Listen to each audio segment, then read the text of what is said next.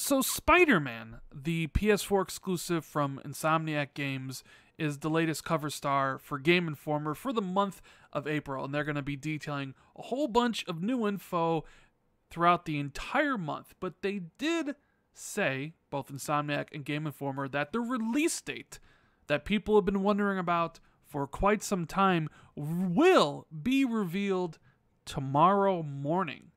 And I thought it would be fun to kind of have one last video speculating about potential release dates for the game before we actually get the correct info. So join me in kind of what's going to be a fun little video. What's going on, guys? Randall Thor 19, the man with the million, back again with another video. And man, I cannot wait to play Spider-Man. I can't wait to learn more about what we'll be doing in the game, the type of activities we'll be doing, playing as Peter Parker, all that stuff. So I'll be definitely checking out Game Informer's coverage for the rest of the month. But a lot of people, ever since it was revealed back in 2016, have wanted to know, when can we play Spider-Man? And we're going to find out tomorrow. And I know this video is going to be kind of irrelevant tomorrow, but I just wanted to have something fun out there where we can all kind of guess. So to start it off with, make sure you leave a comment below and try to guess what the release date is going to be. And we'll do something fun maybe for a winner that actually, gets the right date. If you absolutely 100% pick the right date in the comments, maybe we'll give away some PlayStation money or some Xbox money or what have you. If somebody actually literally nails it before they announce the release date. I haven't really decided. This is why it's just a fun little video to make. Maybe it'll be a small amount, like $20 or something like that. PSN cash or Xbox cash. And I wanted to talk about it because I see kind of two distinct possibilities for release dates. I think it could either be really soon or actually later on in the year. Now let's go with the really soon option. Now in my video that I posted in February, I tried listing as best as I can when I thought all the games for Xbox and PlayStation would release, if you remember that. Of course, I did get the correct dates for both Detroit Become Human and State of Decay as well as the delay of Days Gone to 2019. Spider-Man and the games after that are a little bit harder to figure out. While I might have had correct information for those games, it wasn't really too hard to pick out. I explained a little bit in one of my previous videos, but State of Decay, I kind of figured they would want it 2 months after it, and them being, needing Game Pass stuff, it was easy to just pick out a date in May, similar to Detroit. They always said it was a spring game. Spring ends in June. I couldn't see that game releasing in June, and it couldn't release in April, so it had to have been May, and it couldn't release early May because God of War's end of April. So the only date that really made sense was, the last week of May, and they're a UK studio, so they were released in February. So it was kind of, when you boil it down to that, there's only 2 days in a week that games release on, Tuesdays and Fridays, and there's only 8 total in a month, but then you can eliminate certain weeks and things like that. But with Spider-Man, it's a little bit harder, and because it's like, well, you could see it releasing June, July, August, September. I mean, you kind of figure October, November, and December are a little bit off. There's no way Sony's going to release that stuff, and of course they already said it's 2018 for sure, and we're going to find out tomorrow, so early next year is thrown by the wayside. So the first option is sometime really soon. In fact, I've been thinking for a while, right around the end of June, after E3, around like June 22nd, potentially June 29th, but I think more of the 22nd. If you think about that, it'd be great for Sony in the sense because they would have a killer exclusive after killer exclusive after killer exclusive, like one every single month. It started out with Shadow of the Colossus in February.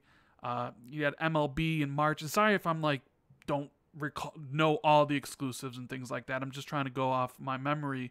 Then you have, God of War in April. You'd have Detroit in May. And then, yeah, it would make sense, like Spider-Man in June. Of course, there's Ni no Kuni 2 and the Yakuza game also in April. But those are like the big giant exclusives, like the big Sony ones, you know what I mean? So June makes sense. And a month later after Detroit makes sense. You know, they don't want to really compete with each other. So like June 22nd would kind of fit in with the narrative of Sony releasing some huge exclusive every single month. And if you look at their last previous two games, God of War and Detroit, about when they were announced, it was roughly about a 2-month gap between the announcement and when it was released. And if we're getting it tomorrow, which would be April 4th, 2-month gap, falls in line for an end of June release date.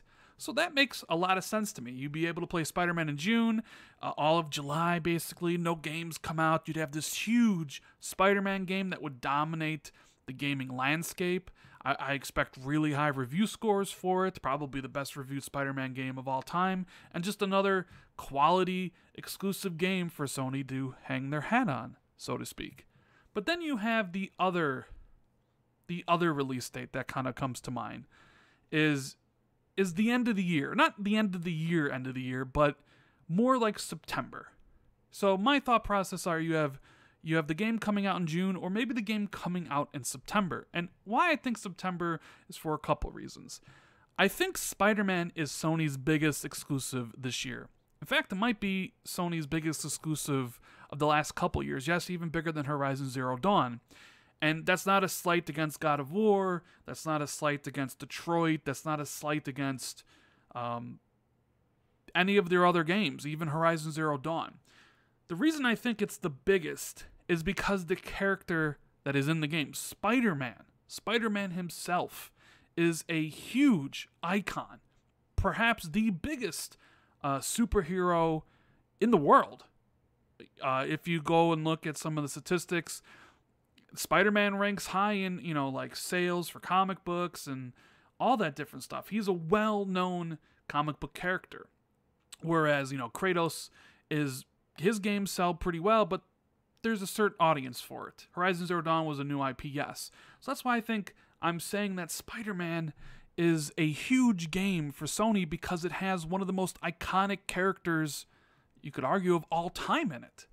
So there's a potential for more people, newer people, to be brought into the PlayStation ecosystem through their love of Spider-Man. And that's what Sony's all about. Their exclusives are their biggest key differentiator between themselves, Xbox, and Sony. They feel that their exclusives gives them a leg up over the competition, and it's the reason people choose PlayStation over Xbox or PlayStation over Nintendo. And Spider-Man is like the core gem in that lineup. While we know God of War is going to be great and Detroit's going to be really good, nothing can really kind of eclipse the popularity that Spider-Man has. And if that's the crown jewel in your exclusive lineup, because it has that reach that something like God of War won't, and that Horizon Zero Dawn never did, then maybe you don't want to put it in June and July. Maybe you want to put it towards the end of the year when more people are apt to buy games. I know there's always a discussion of like, why don't more companies release their games June, July, and August? It's because consumers have been taught that nothing of value normally comes out in those months, and people don't spend their money. And they're conditioned, and they've been conditioned this way for a long, long time, to spend their money in September, October, November for gifts for people. So if you take that crown jewel of Sony's exclusive lineup this year, and you release it in September before all the other big games hit, then you have this hit after hit after hit that you could have with Sony in the beginning of the year and then Spider-Man leading off at the end of the year. And let me explain that. So at the beginning of this year, you had Shadow of the Colossus, into God of War, into Detroit Become Human, right? And the other exclusives like Ni no Kuni 2 and Yakuza and things like that aren't maybe as well known on a bigger scale. But then later on in the year, you start off with Spider-Man in September. You hit it off with the marketing deals for Black Ops 4, as well as Red Dead Redemption, 2 of the biggest games of the year, and you go on from there. It's constant Sony ads on your television. So I'm at a dilemma here. I think June, for the reasons I gave earlier in the vid, but then I also think September for the reasons I just said.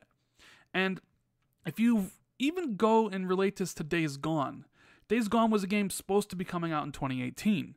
Now, if Spider-Man comes out in June, then it would leave plenty of time for Days Gone to come out in July, August, or September. But it's not. They delayed it to early 2019. Now, if Spider-Man truly is September, then that makes a lot of sense. They would want another game for the beginning of the year next year instead of trying to have that release some other time. So, with all that said, I'm going to pick September, and I'm going to, let me look at a calendar here. I'm just going to pick a random date in September. I think Insomniac normally releases their games on Tuesday. I know some UK studios release it on Friday, so I'm going to look at, let's see, we have September. I know the only game currently coming out is September 14th for Shadow of the Tomb Raider. I would say Spider-Man, I'd peg that for September 18th. Give it a little bit of time after Shadow of the Tomb Raider, which I don't think is going to be as big as the other ones. And then, of course, a few weeks before Black Ops 2, and then a month before Red Dead 2. All of those have Sony marketing deals with, so it'll just be constant ads. You have PlayStation ads running for almost a month and a half. You'd have Spider-Man leading the charge, which would presumably have good Metacritic and high sales because it's releasing during the holiday season. Leads into Call of Duty, leads into Red Dead. It's just, Sony ads everywhere you look. You had the beginning hit in the beginning of the year with all those other games, and then the end of the year strategy. So that's my take. I think it's going to be launching in September, and September 18th is just a random date I picked.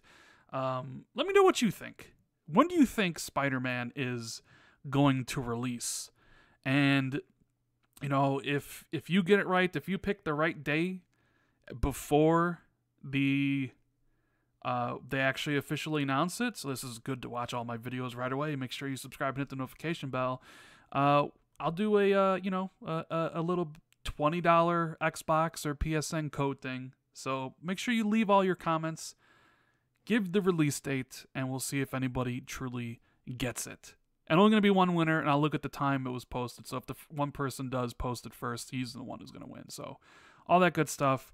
If you enjoyed this video, make sure you hit that like button, share it out on social media, hit the sub and notification bell, all that good stuff. And I'll see everybody in the next video.